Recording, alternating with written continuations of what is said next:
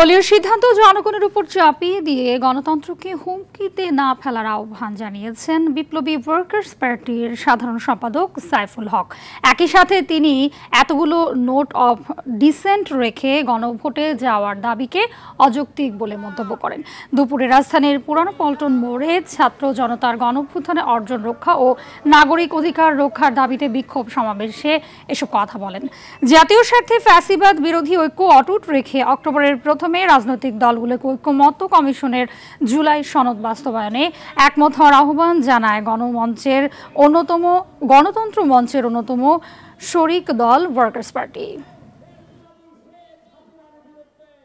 দলীয় এজেন্ডাকে চাপিয়ে দিতে যে বাংলাদেশের যে ভবিষ্যৎ, গণতান্ত্রিক ভবিষ্যৎ, সংস্কার এবং নির্বাচনের মধ্য দিয়ে আমরা যেভাবে বাংলাদেশের ভবিষ্যৎ নিশ্চিত করতে চাই, মেহরবানি করে সেটাকে ঝুঁকির মধ্যে নিয়ে যাবেন না। এতগুলো প্রশ্নে ভিন্নমত রেখে, নোট অফ ডিসেন্ট রেখে পৃথিবীর কোথাও কোনো গণভোট অনুষ্ঠিত হয়নি। বাংলাদেশে অতীতের গণভোটের অভিজ্ঞতাটা ভালো না।